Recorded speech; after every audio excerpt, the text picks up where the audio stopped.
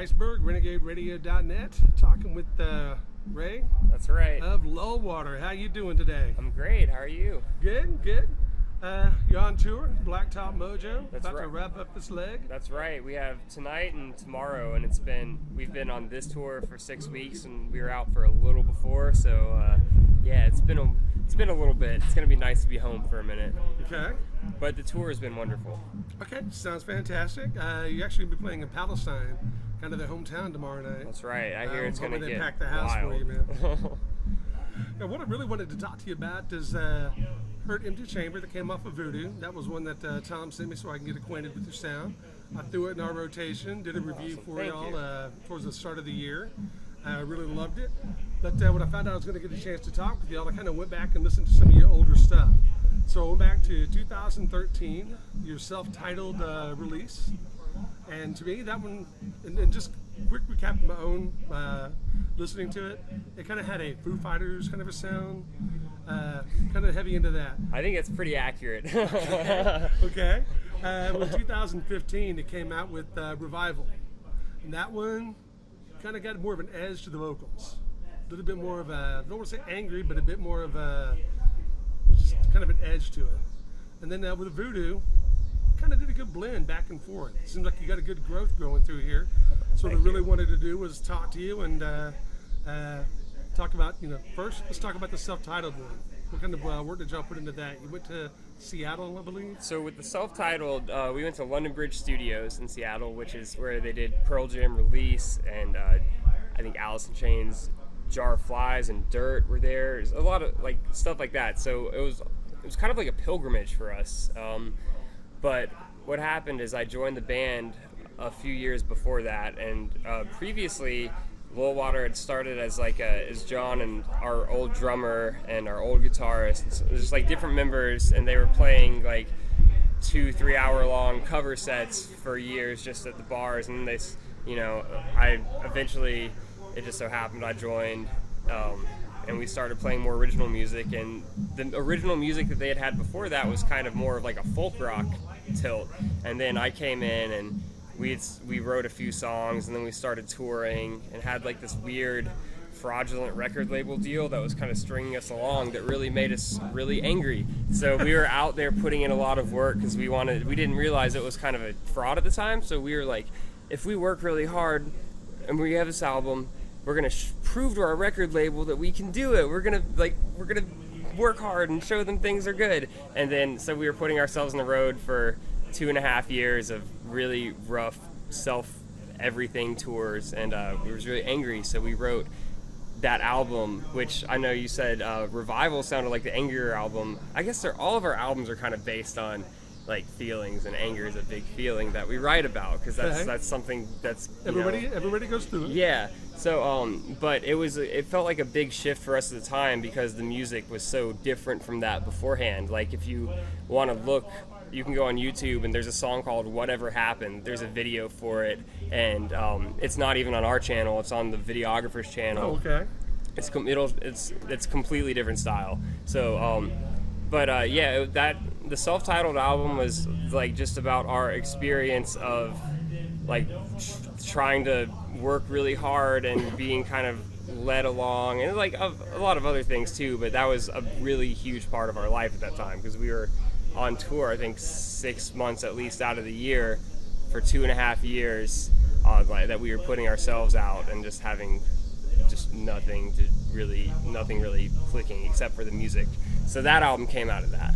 Okay. And it was and then so for Revival, I think a big thing that helped, or that changed our sound a little bit, and this is going to be a theme I think for the third album, VooDoo, as well, but our drummer, during our self-titled recording session, he ended up, we had to get a studio drummer for that album, and then shortly after that he left the band, so we got our current drummer, Joe, and that really added a lot to the band, just changed the sound, introduced some new blood.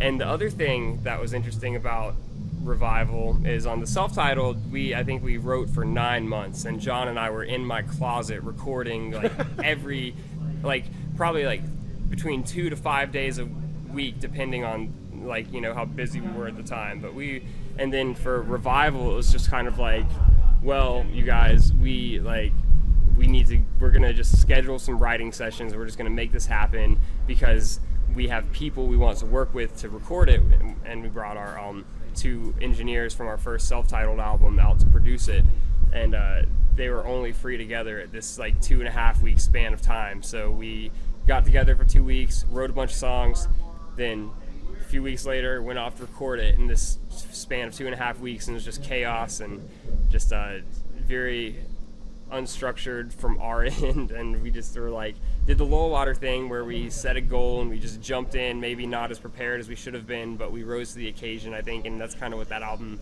was, is us really getting, like, forcing it together in a short time span. But I think it's a sick album for sure.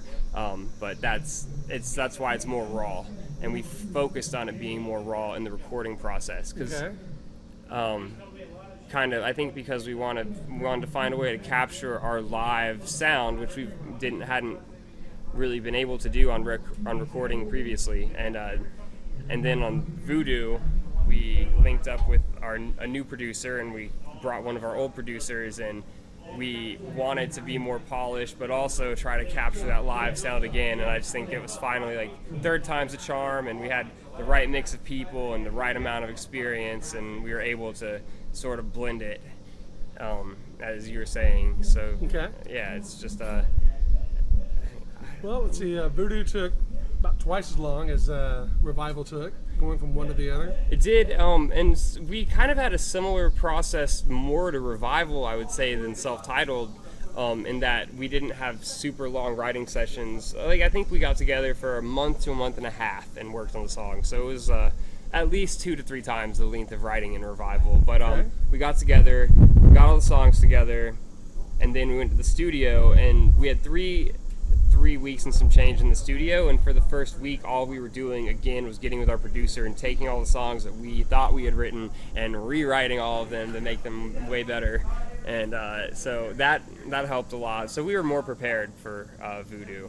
And VooDoo was another good one where we were all going through some hard times. I don't know what I can or can't say on the radio, but some tough times were had all around in the Lullwater. So it kind of reflects in that album too. And it was very cathartic to do that one. There's a lot of, like, anger and hurt and, like, like I said, I think I was catching a little bit more of the angrier edge in that Revival. It just seems like for VooDoo, you have Empty Chamber, and it still has that kind of the grungy grind of the sound for the vocals and for across the board. But one of the ones that did want to ask, and I have to go through my notes and hope I got this one right.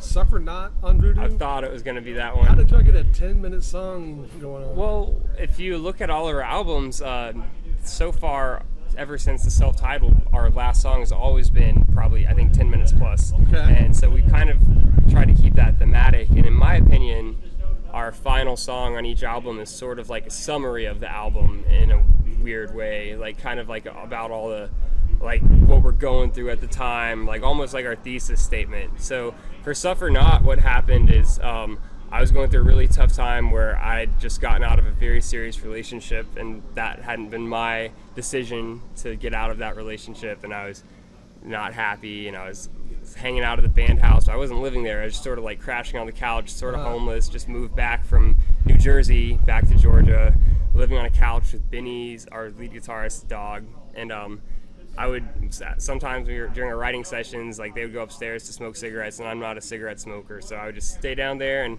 strum around on my guitar. And I had that really, like, haunting, sad chord progression, and then I kind of came up with the chorus, which is, it feels like it's sort of like still sad but kind of like optimistic too to me. And I took all that, kind of put it together, and then I was like, John, I want a song called Suffer Not, because that phrase resonated with me, and, like, he knew all what I was going through, so he kind of, like, I didn't have to say much about it. I was like, just write me the song that I need, and here's the groundwork of that. And then he did, and he really knocked it out of the park. But you do that on the self-titled and Revival also? Yeah, it was a different process for that, but all the songs in the But end. the last song is kind of a summation of the rest? Yeah, like Hello Okay. on the self-titled. Then I will definitely have to go back and is- check is those really out. 'Cause interesting. Like I said, it's just I went and looked when I found out to be talking to y'all because I didn't want to just go, hey, talk to me about Empty Chamber. You got No, a this video. is awesome. So I This just is wanted a to really dig fun back interview. And do some homework. I and, love this.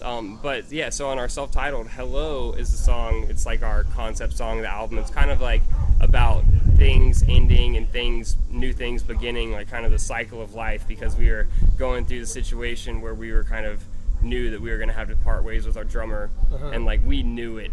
Even as we were writing the song, some of those lyrics are kind of about that, which I don't think has been said in an interview. So I mean, we love you, Nick, and he also knew it was coming. Like he was, but and then just changed, yeah, you know, exactly, and that's what that song is about. It's just Everyone's like got to keep moving, or what's the point? yeah, it's a circle, just like yeah, continuous flow, and that's kind of what that song was. And then Ruin the Roses, jeez, I'm not as conceptually, I guess, like aware of all of it, because John has, but Ruin the Roses, at least from a feel perspective, we were recording out in the middle of nowhere in the desert on the border of Texas, and we just wanted like a big spacey desert song, and that was our concept, which kind of tied that record together. There's more to it, but I think probably John has a lot more meaning of that one, where it's like, I'm aware of less of what he wrote that song about, because he likes to keep his lyrics kind of close to the chest.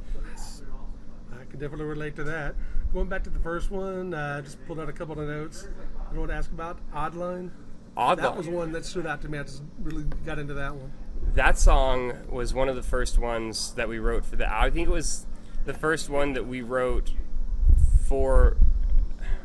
It was the third song I think we wrote after I joined the band. So the first two were Let Me Out and then Tug of War.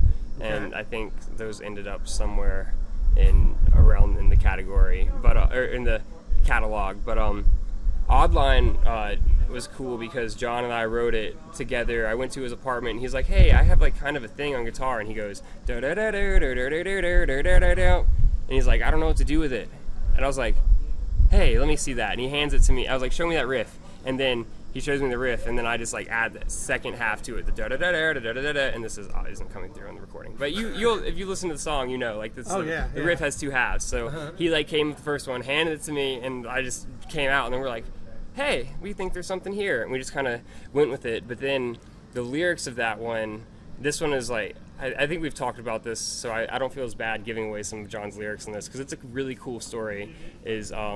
One of my friends is an incredibly talented musician, but he's also like not, especially at this time, he was like less confident, and he wrote this album, very like touching, emotional album, and one of the songs was about like how he feels like he hasn't lived up to his father's expectations, and it was like basically like a love song to his dad. Like, it's the sweetest thing. But he showed his dad his album, and his dad was like, "You can't put that out because it's going to reflect poorly on me."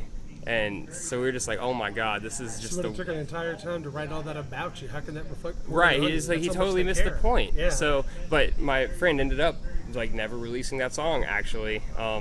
So that song was kind of about like the anger that we felt about that scenario, and it's just like, God, it's kind of about wanting, like, standing up for what you want to do in your own life, and even if like the path that you're taking isn't the one that is expected for you, or like for me at that time too, I had just dropped out of college to pursue Lullwater at 18 while we were doing those tours with that fraudulent record label with no money behind anything. So it was like there's a lot of like inspiration for that song, but the first spark was that feeling of like I just wanted my friend to like take life by the balls, because you know he's just deserved it, and it's just crazy. So that's fantastic. Okay, wrapping it up, I want to get back to VooDoo real quick. And like I said, a lot of it, you do a lot of the mixing back and forth between the first album, second album. Really have heard a progression, and that's one of the things I wanted to pick up by going back. So I said when you slow down and do a change of pace stuff, I usually tend to notice those a bit more. So the last one I really wanted to ask about. I think I know what you're about to say. Is it Yellowbird? Yellowbird. Okay. All right. I set that one up too much. Go No. ahead. Those are kind of the two that sort of are a little different on the album. But yeah, I think that we've. So I touched on this a little earlier, but in this album we got another new member for the band. We got a new guitarist, Daniel Beatty, and he brought a lot to the band. He's just he plays all of us under the table, and it's great. So we were like, we got to use this guy.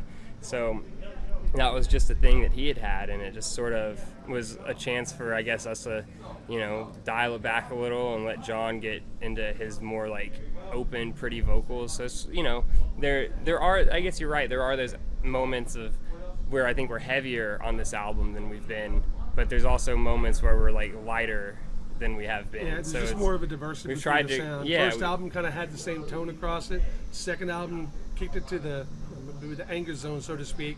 And it kind of stayed there for a lot of it. But this one, you kind of go back and forth. And like I said, it's just, to me, it just really shows growth in writing styles, experiences, and then how you tell that story in your music. And something I, like, personally, I've always wanted to do with our songs, which I feel like we've, like, from my perspective, we've always been able to do, but I think it probably shows through more now, is like make each song its own individual like song. It's like it's not going to necessarily sound like the rest of the stuff. You can tell it's Lullwater, but each song just serves itself, and it just lives in its own little world. Okay. So that's, I think, like we had like Yellowbird and Suffer Not. We like those worlds were a little different than the ones our sound usually inhabits, and we just decided to embrace it. Okay. Well, let me go ahead and let you wrap up and get some rest before you hit the stage here in a bit. Really looking forward to seeing y'all live. Ever since your publicist turned me on to y'all, like I said, you hit the rotation, did the review for VooDoo, and when I heard y'all were here with Blacked Out Mojo, I was like, my ass is going to Oklahoma City to catch this show. Yeah, man, it's great to see you out here. So thanks for coming, and thanks for doing this interview. It was a lot of fun. Not again. Once again, this is Ray, Lullwater. This is Iceberg, RenegadeRadio.net, and check out the stream for some Lullwater.